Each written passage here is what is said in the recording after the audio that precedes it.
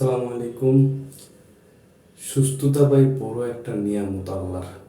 সুস্থ যে আছে নাই, যে অসুস্থ আছে সেই বোঝে যে সুস্থতার কি মূল্য। সুস্থতার কি মূল্য সেই বুঝে অসুস্থ আছে। তা আল্লাহ তাআলা আমাদের সুস্থ রাখছে, এটা অনেক ভালো। মানে শুকরিয়া জানানো উচিত আল্লাহর দরবারে যে আমরা সুস্থ আছি।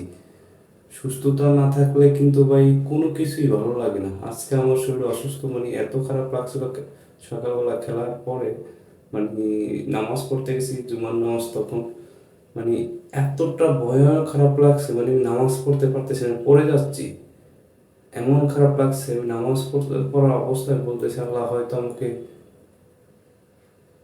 এই অবস্থায় আমি যদি মারা যাই, আল্লাহ ইমানের সাথে যেন মৃত্যুবরণ করতে পারি, এই তো করছিলাম তখন।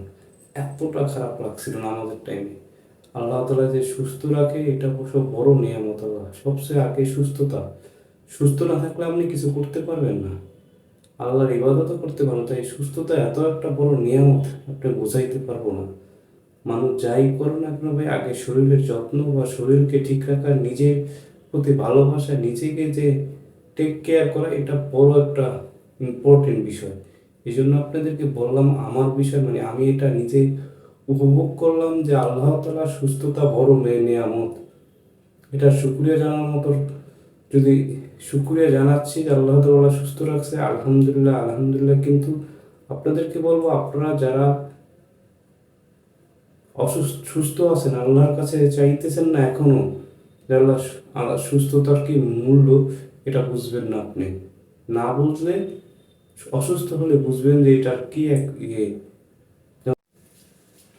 যে এটা হারায় সেই বুঝতে পারে এটার কি মূল্য। তাই আপনারা বুঝতেছেন না। জীবনের যে অবস্থায় থাকেন না কেন, আগে নিজের শরীরের যত্ন নিন এবং আল্লাহর কাছে যে অবস্থায় থাকেন শুকরিয়া জানান যে আল্লাহ আমি সুস্থ আছি। আল্লাহ কাছে হাজারো শুকুর যে আল্লাহ তুমি আমাকে সুস্থ রাখছো। সুস্থতা কিন্তু বড় নিয়ামত ভাই। যতই যা বলেন যাই করেন না কেন, ভালো না থাকলে আপনি কিছু করতে পারবেন না। যতই টাকা পয়সা থাক, সুস্থ না থাকলে আপনার ভাই এই টাকা পয়সারও কোনো মূল্য নেই। টাকা পয়সার কোনো মূল্য আছে? আপনি মনে করবেন টাকা পয়সা আপনার কবরে নিয়ে যেতে পারবেন? যেতে পারবেন না। ওই বলে না, কাফনের কোনো পকেট নেই। এটা আপনাদেরকে সবসময় বলি, আপনারা সুস্থতার উপরে, সুস্থ যতদিন থাকবেন ততদিনই বেশি বেশি আল্লাহর ইবাদত করার চেষ্টা করবেন। সুস্থতা বড় নিয়ামত। এবং সবসময় বলি, আল্লাহ তাআলার কাছে শুকরিয়া আদায় করবেন। জীবন অনেক সময় পার হয়ে গেছে, সামনে যে জীবন পাবেন সেকেন্ডেরও গ্যারান্টি নেই। যে একটা জীবন 10 মিনিট সময় পাবেন